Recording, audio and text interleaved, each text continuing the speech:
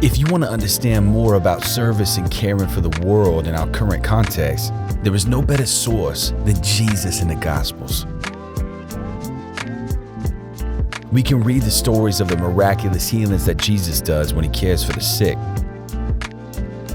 We can read about how he fed his people with bread and fish and wine. While Jesus walked the earth, he fed thousands of people.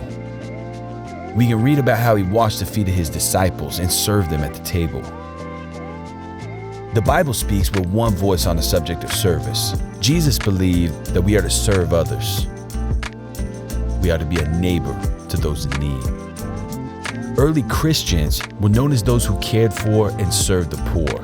The early church saw the work of the gospel as relationships built between the faithful for the benefit of caring for the poor, housing the oppressed, feeding the hungry, and comforting the sick and dying.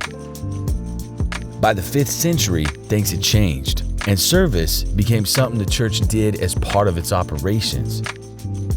The rise of formal monasticism and mission meant that the institution itself took on the work of caring for the poor. This rested on the monks, priests, and bishops' shoulders. They did this on behalf of their congregation to the benefit of the whole society. The deacons and parishioners who had been so involved in the first part of the church's life now began to fade into the background.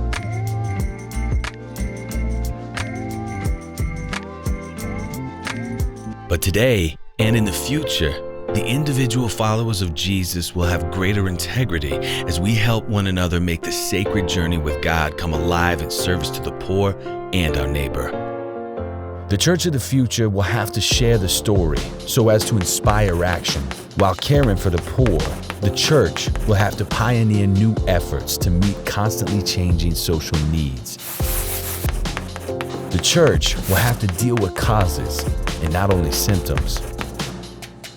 The church will need to be at work to transform the helped into helpers. The future church will be a church whose individuals walk out of its doors and into the community to seek to know their neighbors. The living church will be among the neighbors as an organization that serves.